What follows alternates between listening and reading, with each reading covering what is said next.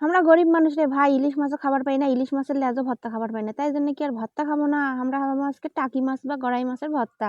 সেজন্য মাছগুলো ভালো করে নিয়ে কাটে নিব। দেখো মাছগুলো কেমন পিলপিল করে দৌড়ায়।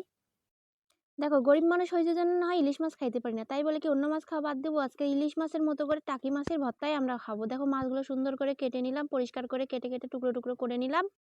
তারপরে মাছ ভর্তার সাথে খাওয়ার জন্য কেটে নিলাম চাকচাক করে বেগুন। বেগুন ভাজা না হলে কি শীতের দিনে খাবার জমে?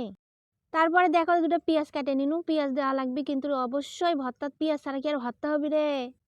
তারপর দেখো মাছগুলো কিন্তু ভালো করে লবণ দিয়ে ঘষে ঘষে ঘষে ঘষে ধুয়ে নেওয়া লাগবে। মাছের একটু লবণ আর একটু হলুদ দিয়ে ভালো করে মাখে নিনু, মাখে নিয়ে তারপরে কড়াই একটা বসিয়ে দিয়ে কড়াইয়ে তেল দিয়ে তেলগুলো গরম হওয়ার সাথে সাথে মাছগুলো ছেড়ে দিনু। আর দেখো কি হারে ধোঁয়া উঠিচ্ছে রে বাবা, ভালো করে মাছগুলো ভাজে নেওয়া লাগবে কিন্তু লাল লাল করে, না হলে কিন্তু আবার ভালো লাগবে না ভাত। আর দেখো আমার মাছগুলো কিন্তু লাল লাল করে ভাজা হয়ে গেছে। এখন আমি এর মধ্যে দিয়ে দেবো শুকনা মরিচ, শুকনা মরিচ দিয়ে দিন মেলা কয়টা, ঝাল হওয়ার জন্য কারেন্ট ঝাল, একেবারে সেই ঝাল। তারপর ওগুলো তেল কি আর ফেলে দেবো? আমরা গরিব মানুষ, ওই তেলের মধ্যে এই বেগুনগুলো লাল লাল করে ভেজে নিনু।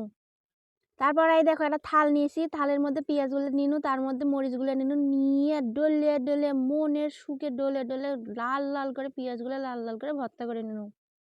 মাছগুলো দিয়ে ভালো করে মাখিয়ে নিয়ে তারপরে দিয়ে দেবো এর মধ্যে না লবণ, লবণ না দিলে কি আর স্বাদ লাগবে? লবণ দিয়ে ভালো করে মাখিয়ে নিয়ে তারপরে এর মধ্যে দিয়ে দেবো ধনে পাতা, ধনে পাতা কুচি কুচি করে কাটে ধুয়ে নিছি আগেই আমি। তারপরে এর মধ্যে দিয়ে দিব না সর্ষের তেল। দেখো আমি এক থাল ভাত, বেগুন ভাজা আর কাঁচা মরিচ নিয়ে বসে পড়ছি, আগে কাঁচা মরিচটা খাইয়ে নিনু, সেই ঝাল কমা, তারপরে মাছ ভর্তাতে ভাতটা মাকে খামো।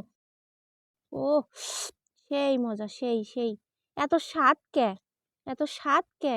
মাছ ভর্তাটা হেভি হয়েছে ভাই, সেই।